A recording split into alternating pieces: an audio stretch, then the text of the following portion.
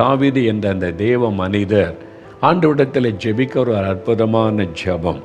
தேவனே, என்னை ஆராய்ந்து அறிந்து கொள்ளும், என்னை சோதித்து என் சிந்தனைகளை அறிந்து கொள்ளும், வேதனை உண்டாக்குகிற வழி, உமக்கு வேதனை கொடுக்கிற ஏதாவது என்கிட்ட இருந்தால் அதை மன்னிச்சு அதை மாற்றி நித்திய வழியிலே என்னை நடத்தும் என்று அருமையான ஜெபம்.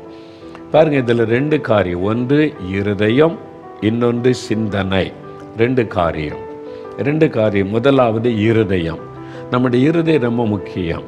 ஆண்டவர் நம்ம ஆண்டவரிடத்தில் துதித்தாலும் ஜெபித்தாலும் ஆண்டவர் நம்முடைய உதடுகளை அல்ல, நம்முடைய இருதயத்தை அவருடைய கண்கள் நோக்கி பார்க்கும்.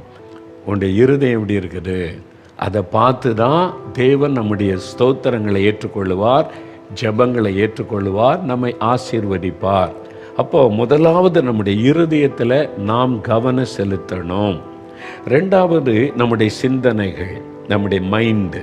இந்த 2 காரியம் அதை குறித்து தான் நம்ம எவ்வளோ கவனமாக இந்த 2ஐயும் நீங்கள் அர்ப்பணித்து ஜெபிச்சிட்டிங்கன்னா புது வருஷம் உங்களுக்கு ஆசீர்வாதம் தான்.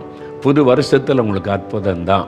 நல்ல என்ன வாக்குத்தத்தமாக இருக்கட்டும், அது நிறைவேறணுமானா உங்களுடைய இருதயமும் சரியாக இருக்கணும், சிந்தையும் சரியாக இருக்கணும். இருதயமும் சிந்தையும் சரியில்லாமல் என்னதான் வாக்குத்தத்தங்கள் உங்களுக்கு அள்ளி அள்ளி தந்தாலும் ஒன்றும் பலிக்காது. அப்போ தேவன் நம்முடைய இருதயத்தையும் சிந்தனைகளையும் கவனித்து பார்த்து தான் அந்த ஆசீர்வாதத்தையே நமக்கு தருவார். அப்போ இதில் தான் நம்ம கவனம் செலுத்தணும். இது வேறு யாருமே சொல்ல மாட்டாங்க. எல்லாருமே உனக்கு அங்கே கரகம் இருக்குது, இங்கே கரகம் இருக்குது, தோஷம் இருக்குது, அது அங்கே இங்கே, உனக்கு நல்ல காலம் பிறந்துட்டு அது நடக்கும் இது நடக்கும், தோஷத்தை கழிக்க பணம் செலவு பண்ணுன்னெல்லாம். நீ இருதயம் சரியாக இருக்கணும், சிந்தை சரியாக இருக்கணும், மனம் திரும்பணும், ரட்சிக்கப்படணும், பாவத்தை விடணும் அப்படின்னுலாம் வேறு யாரும் சொல்ல மாட்டாங்க. இயேசு மட்டும்தான் அதை சொல்லுவார். ஏனென்றால் அவர் தான் நம்மை ஆசீர்வதிக்கிற மெய்யான ஒரு ஆண்டவர். அதனால் அவர் உங்களை ஆசீர்வதிக்கணுமானா முதல்ல அவருடைய இருதயம் சரியாக இருக்கணும். அப்போ அவர் சொல்றார், தேவனே என்னை ஆராய்ந்து என் இருதயத்தை அறிந்து கொள்ளும் அப்படின்னு சொல்கிறார். அதை ஆராய்ந்து பார்க்கணும். அப்புறம் சோதித்து சிந்தனைகளை அறிந்து கொள்ளும். ஆராய்ந்து பார்ப்பது, சோதித்து பார்ப்பதுன்னா என்னது அப்படின்னு பார்த்தீங்கன்னா, நீங்கள் ஒரு ரத்தம் அப்படி ஊசித்து குத்தினா ரத்தம் பார்த்தீங்க சகப்பா, எல்லாருக்குமே அப்படி தானே வரும். எத்தனை பேருக்குனாலும் பிளட்டை சோதிக்கும் போது குத்தினா எல்லாருக்குமே சகப்பாக தான் தெரியும். ஆனால் அதில் லேபில் கொடுத்து மைனூட்டாக பார்த்தா அந்த ரத்தத்துக்குள்ளே என்னெல்லாம் இருக்குது, அது எந்த குரூப்பை சார்ந்தது, அதுக்குள்ளே ஏதாவது கிருமிகள் இருக்குதா, வைரஸ் தாக்கி இருக்குதா, அதெல்லாம் அப்போ தான் தெரியும். சாதாரண கண்ணால் தெரியாது. அதே மாதிரி தான் சாதாரண கண்ணால் இருதயத்தை நீங்கள் பார்க்காம ஆராய்ந்து பாருங்க, என் இருதயத்தை சோதித்து பாருங்க அப்படின்னு தாவீது ஜெபிக்கிறார். நம்ம அப்படி ஜெபிக்கணும். ஆண்டவரே, நான் சாதாரணமாக பார்த்தா எனக்கு ஒன்றும் தப்பு தெரியல, நீங்கள் ஆராய்ந்து பார்த்தா எனக்குள்ள என்ன தப்பு இருக்குது, பாவம் இருக்குன்னு தெரிஞ்சிடும். அதனால் என் இருதயத்தை ஆராய்ந்து பாருங்க அப்படின்னு ஜெபம் செய்கிறார். 1972 ஆண்டவர் சொன்னார், நான் ரொம்ப பக்தியாக இருந்தேன். இந்து குடும்பத்திலேருந்து எனக்கு சுகமான உடனே சர்ச்சுக்கெல்லாம் போக ஆரம்பித்தேன், பைபிள் வாசிக்க ஆரம்பித்தேன், பக்தியாக நெடுமுழங்கால்னு ஜெபம் பண்ணேன், பைபிள் வாசிப்பேன், ஜெபம் பண்ணுவேன், எல்லாமே இருந்தது. அப்போ ஆண்டவர் சொன்னார், இப்படியெல்லாம் வெறும் பக்தியாக இருந்தால் பரலோகத்துக்கு வர முடியாது தம்பி அப்படின்னு ஆண்டவர் சொன்னார். அப்போ என்ன பண்ணும், பாவத்தை விட்டு மனம் திரும்பணும். பாவமான என்ன பாவம் செஞ்சேன், பீடி சேரு கூட பிடிக்கிறதில்லை, மதுபானம் குடிக்கிறதில்லை, விபச்சாரம் பண்ணதில்லை, என்ன பாவம், என்ன பார்த்தா எனக்கு சரியாக இருக்கிற மாதிரி தெரியுது. ஆண்டவர் சொல்கிறார், நீ மனம் திரும்பி பாவத்தை விட்டு மனம் திரும்பணும். நான் தெய்வ சமூகத்தில் போய், ஆண்டவரே என்னுடைய பாவத்தை எனக்கு காண்பீங்க அப்படின்னு சொன்னபோது அவர் என் இருதயத்தை திறந்து எனக்கு காண்பித்தார். அப்போ பரிசுத்த ஆவியானவர் இருதயத்தை நமக்கு காண்பிக்கும் போது தான் அந்த இருதயத்துக்குள்ளே என்னென்ன பாவம் இருக்குது, ஐயோ நான் இந்த பாவம் என் இருதயத்துக்குள்ளே இவ்வளவு அசுத்தம் இருக்கிறது என்பதை அன்றைக்கு தான் உணர்ந்து நான் கண்ணீரோட மனம் திரும்பி உம்முடைய இரத்தத்தினால என் இருதயத்தை கழுவுங்க ஆண்டவரே என்று சொல்லி ஜெபம் பண்ணி மனம் திரும்பி சுத்த இருதயத்தை என்னால் தாங்கன்னு சொல்லி ஜெபித்து அந்த அனுபவத்தை நான் பெற்றுக்கொண்டேன். அப்போ இருதயத்தை கர்த்தர் தான் ஆராய்ந்து பார்க்கிறார். தேவனை தரிசிக்கணுமானா இருதயம் சுத்தமாக இருக்கணும். நம்ம பாவம் நிறைந்த உலகத்தில் இருக்கிறோம். அப்பப்போ பாவ கரைகள் படிந்து விடுகிறது. அதனால தான் இந்த வசனத்தை தியானித்து ஜெபிக்க ஜெபிக்க ஜெபிக்க இந்த வசனத்தின் மூலம் நம்மை ஆண்டவர் சுத்திகரிக்கிறார். அவருடைய ஆவியானவர் மூலம் நம்மை சுத்திகரிக்கிறார். இந்த பரிசுத்தம் தினந்தோறும் பரிசுத்தம் அடைந்து கொண்டே இருக்கணும். இருதயம் பரிசுத்தமாக இருந்தால் தான் தேவனுடைய குரலை கேட்க முடியும். அவர் பேசுவதை நம்ம கவனிக்க முடியும், அறிந்து கொள்ள முடியும், அவரோடு நெருங்கி வாழ முடியும். இருதயத்தில் சுத்தமுள்ளவர்கள் பாக்கியவான்கள், அவர்கள்தான் தேவனை தரிசிக்க முடியும். அதனால சும்மா தேவ தரிசனம்னு மனுஷன் செஞ்சு வச்சதெல்லாம் பார்த்து நான் தெய்வத்தை தரிசிச்சிட்டேன் அப்படின்னு சொன்னால் குடிகாரனும் தரிசிக்கலாம், லஞ்சம் வாங்குறவனும் தரிசிக்கலாம், அநியாயம் பண்ணவனும் தரிசிக்கலாம். அதல்ல, உண்மையான தேவ தரிசனம் என்பது ஆவியாயிருக்கிற அந்த பரிசுத்தமுள்ள தேவனை நம்முடைய ஆவியிலே தரிசிப்பது, மாம்ச கண்களால் ஆவியிலே தரிசிப்பது. அதற்கு இருதயம் சுத்தமாக இருக்கணும், இருதயத்தில் பரிசுத்தம் வரணும். அதுக்கு தான் இந்த பரிசுத்தம் எப்படி வரும்? அதையும் அவர் தான் செய்யணும். நானே உன்னை பரிசுத்தமாக்குற கர்த்தர் என்று சொல்லி இருக்கிறார். அவர் தான் நம்மை பரிசுத்தமாக்கணும். அதற்கு நம்ம ஒப்பு கொடுக்கணும். ஆண்டவரே, என்னை ஆராய்ந்து என் இருதயத்தை அறிந்து கொள்ளுங்க, என் இருதயத்தை சுத்தம் பண்ணுங்க, என்னை பரிசுத்தப்படுத்துங்க, என்னை ஆயத்தப்படுத்துங்கன்னு ஒப்பு கொடுத்து ஜெபித்தா இயேசு கிறிஸ்துவின் ரத்தம் சகல பாவங்களை நீக்க நம்மை சுத்திகரிக்கும். அதற்கு உங்களுக்கு ஒப்பு கொடுக்கணும். ஆண்டவரே, என் இருதயத்தை ஆராய்ந்து அறிந்து கொள்ளுங்க, என் இருதயத்தை சோதிச்சு பாருங்க, வேதனை உண்டாக்கும் வழிகள் உண்டோன்னு பார்த்து என்னை நித்திய வழியிலே நடத்தும் அப்படின்னு ஒப்பு கொடுத்து நீங்கள் ஜெபிக்கணும். ரெண்டாவது, அவனுடைய சிந்தனை. ஆண்டவரே, என்னை சோதித்து என் சிந்தனைகளை அறிந்து கொள்ளும் என்று தாவீது சொல்றார். முதல்ல நம்முடைய இருதயம், ரெண்டாவது நம்முடைய சிந்தை. ரோமர் 12ஆம் அதிகாரம் 2ஆம் வசனம் வாசித்தீங்கன்னா, நம்முடைய மனம் புதிதாகிறதுனாலே மறுரூபமாகுங்கள். இந்த சிந்தை புதுசாக மாறணுமா, மைண்டு, இந்த மைண்டு சிந்தனை புதுசாக மாறணுமா. அப்போ தான் தேவனுடைய சித்தத்தை நம்ம பூரணமாக அறிந்து கொள்ள முடியும். அப்போ மைண்டு சரியாக இருக்கணும், நம்முடைய சிந்தனை சரியாக இருக்கணும். அதுக்கு பிலிப்பியர் 2ஆம் அதிகாரம் 5ஆம் வசனம் வாசித்தீங்கன்னா, கிறிஸ்து இயேசுவில் இருந்த சிந்தையே உங்களிலும் இருக்க கடவுது. மைண்ட் ஆஃப் ஜீசஸ், இயேசுவனுடைய சிந்தை நமக்குள்ள காணப்படணுமா. இயேசுவனுடைய சிந்தை, மைண்ட் ஆஃப் ஜீசஸ், அந்த மாதிரி நம்முடைய சிந்தனை மாறணும். அப்போ இந்த உலகத்தில் இன்னும் வேறு சிந்தெல்லாம் இருக்குது. என்ன தெரியுமா? மனுஷனுக்கு ஏற்ற சிந்தை, மாம்ச சிந்தை, அது மாதிரி சிந்தைகள்லாம் இருக்குது, பைபிளில் சொல்லப்பட்டு இருக்கிறாரு. ஒரு சம்பவத்தை பாருங்களேன். மத்தேயு 16ஆம் அதிகாரம் 23வது வசனத்தில் இப்போ இயேசு தன் சீஷரோடு பேசி கொண்டு வருகிறார். அவர் சிலுவையிலே மரிக்கப் போவதை குறித்து பேசுகிறார். ஏன்னா அதுக்கு தான் அவர் வந்தார். மனிதனுடைய பாவ சாபத்தை சுமந்து தீர்க்க அவர் சிலுவையிலே தன்னை பலியாய் கொடுத்து, அவர் தான் பரிகாரத்துக்காக தன்னை பலியாய் கொடுத்து தன் இரத்தத்தை சிந்தி 3ஆவது நாள் உயிரோடு எழும்பணும். அப்போ தான் மனிதர்களுக்கு ரட்சிப்பு, மனுக்குலத்துக்கு மீட்பு. அதை பற்றி இயேசு சொல்லுகிறார். இந்த மாதிரி நாம் எருசலேமுக்கு போகிறோம், அங்கே என்னை சிலுவையில் அறைந்து கொல்லுவாங்க, துன்பப்படுத்துவாங்க, நான் 3ஆவது நாள் எழுந்திருக்கணும், அதை பற்றி சொல்லுகிறார்.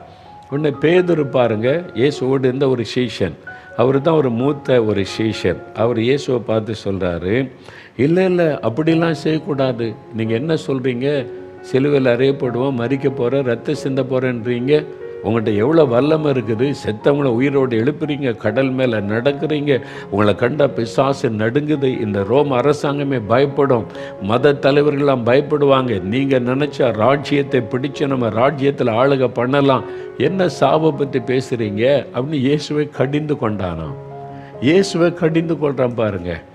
அந்த மாதிரி இயேசு பேசுகிறது தப்புன்ற மாதிரி பேசுகிறான். பேதுரு நினைச்சாரு, நான் சரியாக தான் பேசுகிறேன், இயேசு தப்பாக பேசுகிறாருன்னு சொல்லி இயேசுவை கடின சாகலாம் கூடாது, அது என்ன சிலுவையில் மரிக்கிறது என்பதாய் இயேசு சொன்னார், நீ தேவனுக்கு ஏற்றவர்களை சிந்திக்காமல் மனுஷருக்கு ஏற்றவர்களை சிந்திக்கிறாய், எனக்கு பின்னாக போ சாத்தானேன்னு சொல்லுகிறார். அப்போது மனுஷ சிந்தை, நம்ம உலக மக்களை போல சிந்திக்கக்கூடாது. நாம் தேவ பிள்ளைகள், இயேசுவை ஏற்றுக்கொண்டவர்கள், உலகத்திலிருந்து பிரித்தெடுக்கப்பட்டவர்கள். உலகத்தில் நிறைய பேர் பேசுவாங்க பார்த்தீங்களா, தத்துவம் பேசுவாங்க, கரெக்டாக தான் தெரியும், சரியாக தான் தெரியும், ஆனால் அது உலக ஞானம், உலகத்துக்கு அடுத்த காரியம். நாம் உலகத்திற்குரியவர்கள் அல்ல, உலகத்திலிருந்து தேவனால் பிரித்தெடுக்கப்பட்டவர்கள். நாம் ஆவிக்குரியவர்கள், நாம் பரலோக ராஜ்யத்திற்குரியவர்கள். நாம் இந்த உலகத்திலே வாழ்ந்தாலும் உலகத்திற்குரியவர்கள் அல்ல. இது எப்பொழுதும் தேவ பிள்ளைகள் மனதில் கொள்ளணும். இயேசு சொன்னார், நான் உலகத்தான் அல்லாதது போல நீங்களும் உலகத்தார் அல்ல. உலகத்தில் தான் வாழுவோம், உலக மக்களோடு தான் வாழுவோம், ஆனால் உலகத்தார் அல்ல. அவங்கள போல நீங்கள் சிந்திக்கக்கூடாது, அவங்கள போல நீங்கள் யோசிக்கக்கூடாது, அவங்கள போல தவறான சிந்தைக்கு இடம் கொடுக்கக்கூடாது.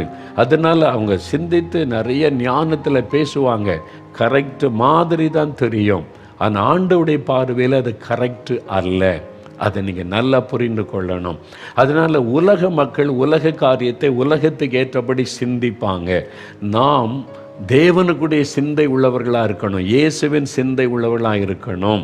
அதான் ஆண்டவர் சொல்றார், நம்முடைய மனம் புதிதாய் மாறணும், கிறிஸ்து இயேசுவின் சிந்தை நமக்குள்ளே வரணும். மாம்சத்தின்படி நடக்கிற மனசு மாம்சம் விரும்பினபடி நடப்பாங்க பார்த்தீங்களா, அவங்க மாம்ச சிந்தையில் நடப்பாங்க.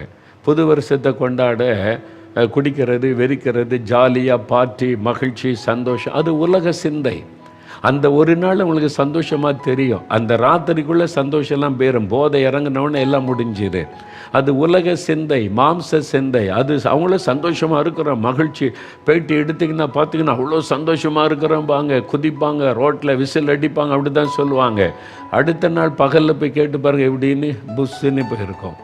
ஏன்னா அவங்க மாம்ச சிந்தையில் குடிச்சிட்டு இந்த உலகத்தை பார்த்துட்டு அப்படி கொண்டாட்டம். நாம் ஆவிக்குரியவர்கள், நம் ஆலயத்தில் போய் தேவனுக்கு முன்பாக நின்று நம்முடைய ஆவியில தேவனை தரிசித்து ஆவியிலே களி கூறுகிறவர்கள். ரெண்டுக்கு வித்தியாசம் இருக்கிறது. உலக மக்களுக்கும் நமக்கு வித்தியாசம் உண்டு. ஆண்டவரே சொல்ல, உலகத்திலிருந்து உங்களை பிரித்து எடுத்திருக்கிறேன். உலகத்தில் தான் வாழ்கிறோம், நம்ம எல்லாரையும் நேசிக்கிறோம், அவங்களோட வசித்தாலும் அவர்களை போல அல்ல, வித்தியாசமானவர்கள். அரசாங்க அதிகாரியாக இருக்கிறீங்க, உலகம் எப்படி வேணாலும் இருக்கட்டும், எல்லாருமே லஞ்சம் வாங்கட்டும், நான் வாங்க மாட்டேன். ஏன்னா நான் தேவனுடைய பிள்ளை, டிஃப்ரெண்ட். இதுதான் கிறிஸ்தவ வாழ்க்கை. எல்லாரும் செய்கிறாங்க, நீ செய்வது கிறிஸ்தவ வாழ்க்கை கிடையாது. அது உலக மக்கள் செய்கிறது, அவங்களுக்கு அது தப்பு கிடையாது. ஆனால் நமக்கு அது பாவம். நாம் ஆவிக்குரியவர்கள், அதனால தான் மாம்சத்துக்குரியவர்கள் மாம்சத்துக்கு ஏற்றபடி நடப்பாங்க.